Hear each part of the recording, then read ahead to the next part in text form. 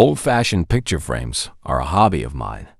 I'm always searching among frame sellers and curiosity shops for something old and unique. I don't care much about what's inside the frames, because being a painter, I like to get the frames first and then paint a picture that I think fits their history and design. This way, I come up with some interesting and, I think, original ideas. One day in December, about a week before Christmas, I found a nice but worn-out carved wood frame in a shop near Soho. The gold had almost worn off, and 3 corners were broken, but one corner was still intact, so I hoped to fix the others. The canvas inside was so dirty and stained with age that I could barely make out it was a poorly painted portrait of some ordinary person, probably done by a struggling artist to fill a second-hand frame, just like I'd bought it cheap. Since the frame was fine, I took the ruined painting along, thinking it might be useful later. For the next few days, I was busy with work, so it wasn't until Christmas Eve that I had time to look at my purchase, which had been leaning against the wall since I brought it to my studio. Having nothing to do that night, and not feeling like going out, I took the picture and frame from the corner, placed them on the table, and with a sponge, a basin of water, and some soap, I began cleaning them. They were in a terrible state, and I think I used most of a packet of soap and changed the water about a dozen times before the pattern on the frame started to show, and the awful painting inside became clear in all its roughness and bad taste. It was a bloated, piggish face, probably of a bartender, with a lot of jewelry on, as is often seen in such works where the details of accessories like watches, rings, and pens are more important than the person's features. Everything looked as hard and real as in life. The frame pleased me, and the painting assured me I hadn't overpaid the dealer. As I looked at the grotesque portrait in the gaslight, wondering how anyone could be happy with such a likeness, something in the background caught my eye, a slight mark under the thin paint, as if another image was hidden beneath. It wasn't much, but enough to make me grab my spirits of wine and turpentine. Armed with rags, I began scrubbing away the portrait, hoping there might be something better underneath. It was a slow and careful process, and by the time the rings and red face were gone, it was almost midnight. A different picture began to emerge. After giving it one final wash, I dried it and placed it under good light on my easel. Then, lighting my pipe, I sat down to look at it. What had I uncovered from that prison of rough paint?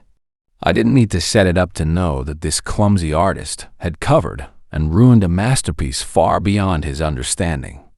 It was the bust and head of a young woman, painted with such skill that the artist's hand was almost invisible. It was as perfect and dignified as something by Moroni. The face and neck were pale and shadowed in a way that would have impressed Queen Elizabeth herself. At first, I could barely see the features in the dark background. But as I sat back, the details became clear: a delicate nose, bloodless lips, and deep, dark eyes. Her black, silky hair fell loosely around her face, covering her ears and part of her neck, with one side left exposed. Her dress and the background were painted in shades of black, full of subtle color and feeling, as if they represented endless space. The dress was rich velvet, and the background was vast and eerie. I noticed the lips were slightly parted, revealing the front teeth, which added to the intense expression of the face. Her lips, though pale, were sensuous. The face looked eerie, like a drained corpse, as if I was staring at an open-eyed body. The frame, too, seemed to fit this theme of life and death. What had looked like decorative scrollwork now appeared to be snake-like worms crawling among bones, a terrifying design despite its skillful craftsmanship. It made me wish I had waited to clean it in daylight. I'm not usually nervous, and I would have laughed if someone told me I was scared. But sitting there alone with that portrait in my empty studio, I wished I had spent the evening doing something else. Despite the warm fire and bright lights, that face and those haunting eyes had a strange hold over me. I heard the clocks strike midnight, one after another, fading away in the distance. But I remained frozen, staring at that eerie picture with my pipe forgotten in my hand and a strange tiredness coming over me. It was the eyes. They didn't shine, but seemed to pull my soul into them, draining my life until I passed out and dreamt.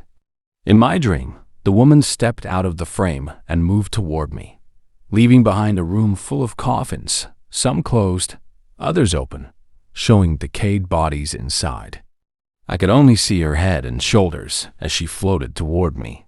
Her pale face touched mine, and her cold lips pressed against mine in a long kiss. Her soft black hair covered me like a cloud, and I felt weak but thrilled. As I breathed, she seemed to take my breath, growing stronger while I grew weaker. Her warmth increased as mine faded. Suddenly, the horror of death seized me, and with a desperate effort, I pushed her away and woke up, dazed and confused. The gaslight still burned, and the fire was still warm. The clock showed it was 12:30. The picture and frame were still on the easel, but the portrait had changed. Her cheeks were flushed, her eyes were alive, and her lips were red, with a drop of blood on the lower one. In horror, I grabbed my knife and slashed the vampire picture to pieces, then threw the pieces into the stove and watched them burn. I still have the frame, but I haven't yet found the courage to paint anything for it.